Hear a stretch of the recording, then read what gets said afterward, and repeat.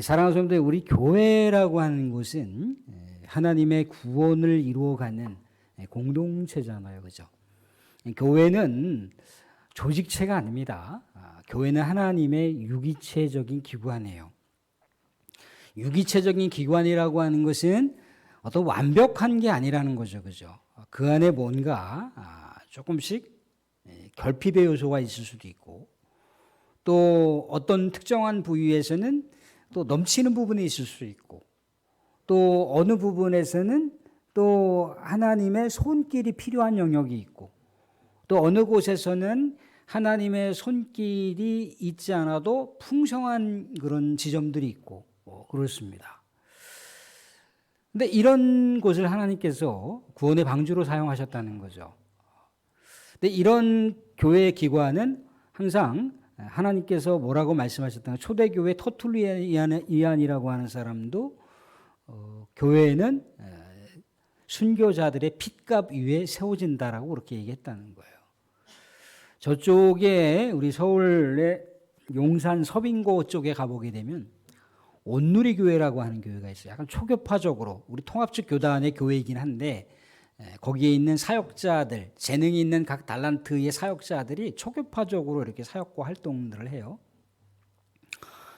한때 이렇게 하용조 목사가 살아계실 때 이렇게 집회를 한 적이 있었습니다. 거기 집회를 한 적이 있을 때인데 그때가 이제 저도 이제 막 그 신학생 때였어요. 근데 그 당시에 들어서 아실지는 모르겠으나 그 미국하고 이라크하고 전쟁이 일어났었어요. 근데 이 이라크 쪽에 우리나라 사람들이 대거 이렇게 어떤 선교의 계획도 그렇고 또 그 중동 사람들에게 뭔가 복지적인 혜택을 주기 위해서 그쪽에서 많이 이렇게 기업체가 활동했던 적이 있었습니다. 그때 김선일이라고 하는 사람이 있었는데 그 사람이 거기 이제 이라크 쪽 지점에 온누리교회 집사님인지 장로님인지 운영하시는 기업체의 한 직원으로 이제 파송이 됐는데 이 친구가 이제 그 외국어대 아랍어과를 전공을 했어요. 그래서 이제 아랍말을 좀 하는 거죠. 중동의 그 현지 언어를 사용할 줄 아는 사람이었어요. 근데 아무튼 이제 체포를 당해서 결국 이제 참수를 당하는 것을 영상으로 막 이렇게 보낸 적이 있단 말이죠. 그죠? 저는 그냥 단순하게 한 기업에 있는 한 젊은 청년이 그렇게 이라크에 있는 테러리스트들에 의해서 체포당해서 그냥 죽었나 보다, 목이 잘려져서 죽었나 보다 그렇게만 생각을 했던 거였어요. 근데 알고 보니까 그게 온누리교회 선교사더라고요. 알고 보니까 내부적으로는 선교사였어요. 내용적으로 이렇게 표면적으로는 그냥 이렇게 한 기업의 직원이었는데 내용 깊숙이 들어가 보니까 이제 그 선교사였더라고요. 그래서 그때 하용조 목사께서 우시면서 하는 얘기가 우리 온누리교회는 온누리교회로서 하나님께서 주시는 은혜와 축복이 있는데 뭔가 우리가 잘해서 은혜와 축복을 주신 게 아니라고 하는 고백을 하는 거예요. 눈물을 흘리시면서 얘기를 하시는 거예요.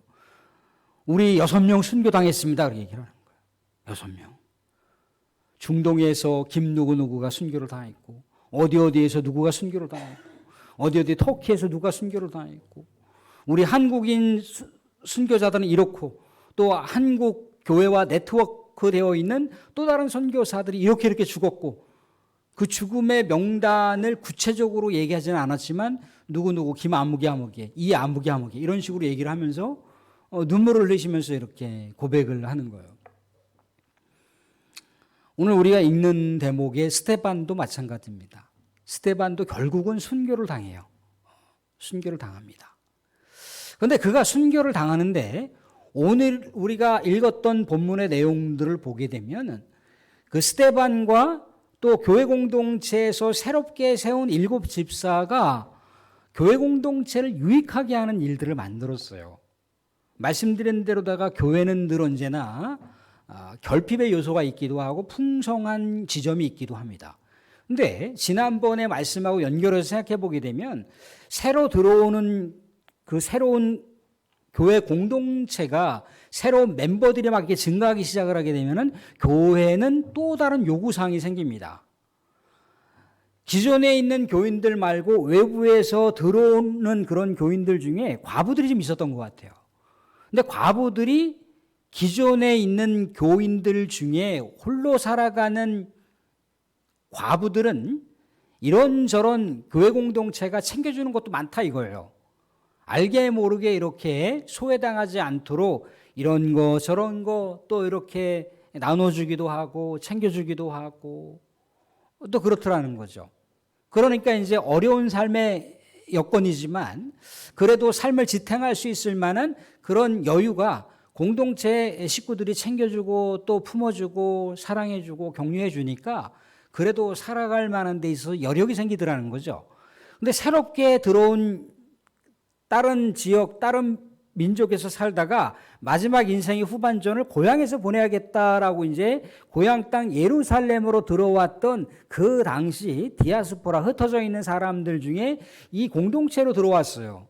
근데 그 중에 과부들이 있었던 모양입니다. 근데 과부들이 전혀 구제를 받지 못하는 거예요. 전혀 도움을 받고 있지 못한 거예요. 그러니까 너무나 소외당하는 아픔이 있고 상처받는 아픔이 있는 거죠. 상대적인 어떤 박탈감이 느껴지더라는 거죠. 그래서 이런 내용들 저런 내용들을 이렇게 아픔에 대한 상처들을 호소를 했을 때 사도들이 이제 민감하게 반응을 하고 이 문제를 풀어가기 위해서 7 집사를 세웁니다. 성령이 충만한 7 집사를 세우는 거예요. 결국 초대교회 공동체가 양적으로 증가하다 보니까 다시 문제를 풀어가야 되는 첫 출발점이 뭡니까? 다시 성령으로 시작을 하는 거예요. 그래서 성령 충만과 지혜 충만한 7 집사를 세우는 거예요. 그 중에 이제 7 집사가 어떤 문제를 풀었겠습니까? 이 문제를 풀었겠죠. 그죠? 그래서 다른 지역, 다른 민족에서 생활하다가 마지막 인생의 한 텀을 남겨놓고 고향에 와서 살아야겠다라고 했던 그런 홀로 사는 여인들을 이제 그분들이 지혜롭게 챙겨주는 거예요. 지혜롭게 무엇인가 부족한 것들을 이제 교회 공동체에다가 건의를 해서 교회 공동체를 통해서 뭔가 구제를 공급받을 수 있도록 해주더라는 거죠. 그러니까 교회 공동체가 뭔가 문제가 생겼고 결핍의 요소가 생겼는데 이 결핍의 요소들을 해결해가고 문제를 해소해가는 일들을 하게 되니까 교회 공동체는 어떻게 됐다라고 나와 있습니까? 교회 공동체는 부흥을 하기 시작했다는 얘기예요. 오늘 말씀 가운데 7절 말씀 한번 보시겠습니다. 7절 말씀 보시면 뭐라고 나와 있습니까? 7절 말씀 보시면 하나님의 말씀이 점점 왕성하여 예루살렘에 있는 제자의 수가 더 심히 많아지고 허다한 제사장의 무리도 이 도에 복종하니라. 교회 공동체가 질적으로 부흥하는 거예요. 교회 공동체가 양적으로 부흥하는 모습을 보게 되는 거죠. 그죠? 교회 공동체는 완벽할 수가 없습니다. 교회 공동체가 완벽하면은 이 땅 가운데 예수님이 다시 오실 필요가 없죠. 그죠? 교회 공동체는 늘 언제나 예수님께서 이 땅 가운데 올 때까지 문제를 해결하는 곳이에요. 문제를 해결하지만 그 문제를 또 해결하면서 새로운 영혼 구원의 사역을 또 뛰어들게 됐을 때 하나님의 놀라운 은혜와 축복과 부흥의 역사를 맞이하게 되더라는 거죠. 이 7 집사가 세워지기 전에 7 집사가 이 문제를 해결하기 전에는요. 교회 공동체는 잘못하면은 두 동강이 날 뻔했는데도 불구하고 이 문제를 성령 충만한 지혜로운 자들에 의해서 풀어가는 은혜의 역사가 있게 되니까 교회 공동체가 양적으로나 영적으로 부흥하는 그런 놀라운 광경을 우리가 보게 되더라는 거죠. 사랑하는 여러분들, 우리 관계교회 공동체도 이런저런 한계가 있습니다. 이런저런 연약한 지점들이 있어요. 이런저런 결핍의 요소가 있습니다. 그렇지만 이 결핍의 요소들을 우리가 또 기도하면서 성령의 은혜를 또 우리가 구하고 서로 우리가 결속력 있는 모습으로 나아가게 되면 우리 관계교회도 우리 하나님께서 질적으로 양적으로 풍성하게 부흥해 주실 것을 믿어 의심치 않습니다. 이렇게 7 집사 중에 은혜와 성령 충만과 또 권능이 충만했던 사람 중에 한 사람인 스데반이 이제 순교를 당하기 전에 여러 가지 내용들을 보게 됐는데 새로운 역사가 등장하기 시작을 하게 되면 옛날에 그 고정적으로 갖고 있었던 그 집착했던 전통은 사라지게 돼 있습니다. 그 전통 중에 하나가 뭐냐면 회당 가운데 있는 많은 사람들이 율법을 그냥 하나의 박제화된 이론으로 붙들고 있었던 거예요. 율법을 자신들의 신념으로 붙들고 있었다는 거죠. 율법만 붙들면 구원을 받아. 율법만 붙들면 하나님의 백성이야 라고 착각을 일으키더라는 거죠. 왜? 새로운 역사 예수 그리스도를 받아들여야 되는데 예수 그리스도를 안 받아들이는 거예요.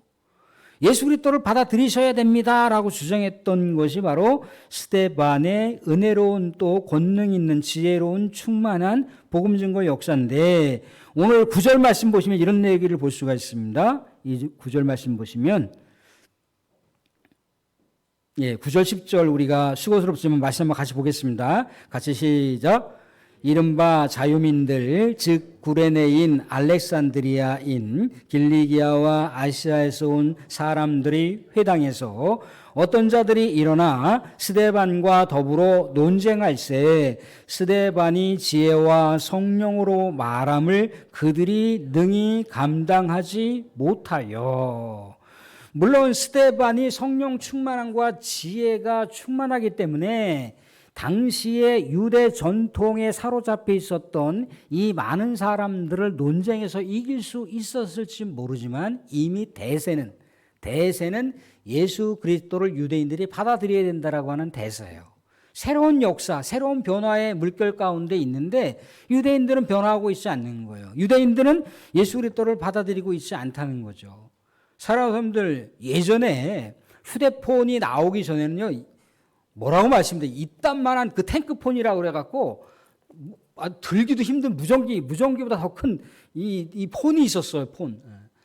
그게 많이 이제 보급되기도 했고 그게 너무 고가란 말이죠. 한 300만 원짜리, 200만 원짜리 그 고가 뭐 휴대폰이라고 하긴 그렇지만 그런 휴대폰이 있었습니다. 그죠?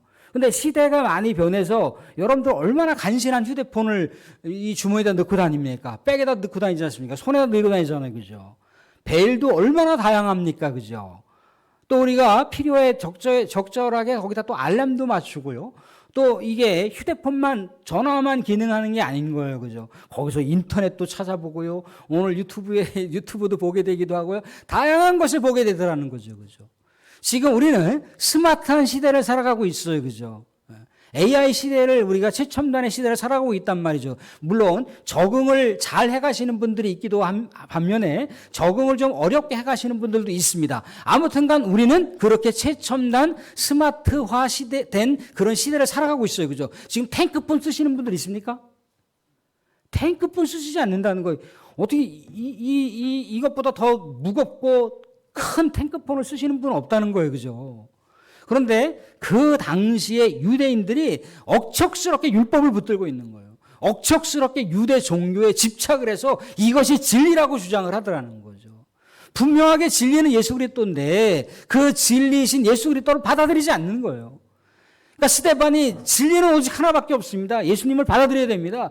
예수님을 여러분들이 받아들일 때 진정한 하나님의 영적인 자녀로 거듭날 수가 있습니다. 그저 육신적인 혈통으로 아브라함의 후손이라고 하여 구원받는 것이 아니라 예수 그리스도를 여러분들 받아들이셔야만 구원받을 수 있습니다라고 할 때마다 억척스럽게 율법과 유대 종교를 붙들고 있는 사람들은 이 스데반을 핍박을 하는 거예요.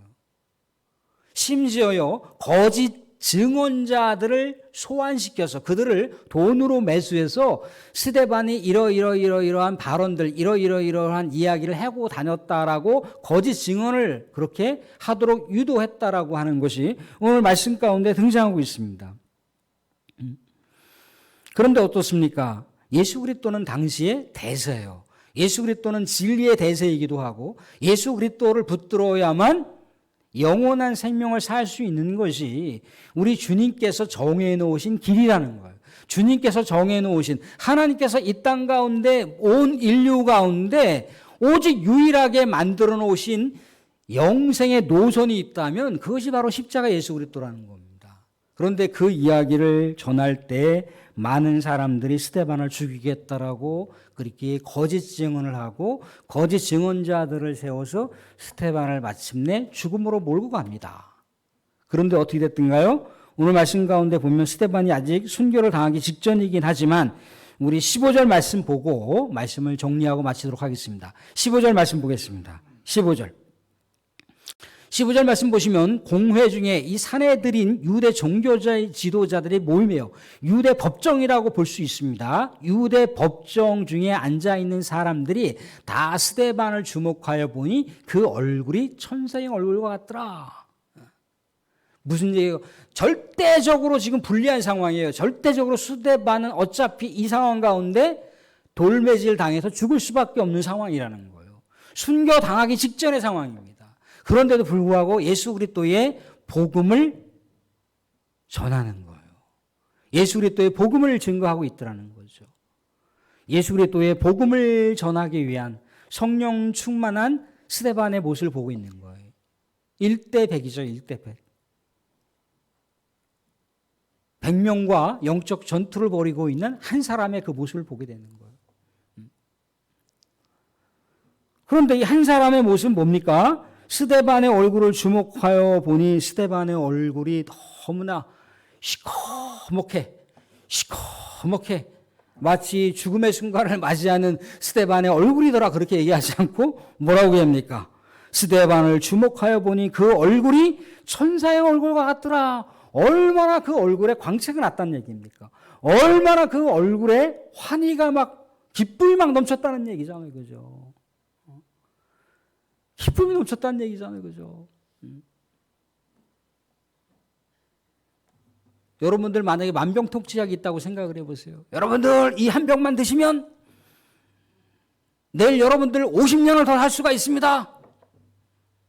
60, 70, 80 얼굴에 주름이 하나도 없고 아주 쌩쌩하게 20대 피부로 돌아갈 수가 있습니다. 이 한 병을 드십시오. 그러면 그 한 병을 여러분들한테 소개하는데 막 얼굴이 막 일그러져 갖고 막 마지못해서 막 그렇게 하겠습니까? 진짜 그 효과를 봤다면 막 생기가 돋아나겠죠. 그죠? 여러분들 이 한 병 꼭 드시세요. 여러분들 관절이 온전히 회복됩니다. 힘줄이 온전히 회복됩니다. 여러분들 오장육부가 다 온전히 10대처럼 20대처럼 다 변할 겁니다. 이 한 병을 드십시오. 막 이렇게 전하면서 막 얼굴에 막 광채가 나듯이 그렇게 전할 거 아니에요. 그죠? 스데반의 얼굴이 그랬다는 얘기예요. 자, 우리 옆에 있는 분들에게 이렇게 인사 나누길 원합니다. 장로님 얼굴을 보니, 권사님 얼굴을 보니, 집사님 얼굴을 보니 천사와 같습니다. 자, 시작. 장로님 얼굴을 보니, 권사님 얼굴을 보니, 집사님 얼굴을 보니 천사와 같습니다. 천사와 같은 얼굴은 어떠할 때? 복음을 전할 때. 우리 사랑하는 우리 장로님들, 우리 집사님들, 목사님들, 권사님들, 우리가 또 한 주간 살면서 걸어다니는 작은 예수처럼 우리가 사셔서 정말 우리의 삶, 천사와 같은 모습으로 살아가실 수 있는 한 주간의 삶이 되실 수 있기를 주님의 이름으로 축원드립니다. 아멘.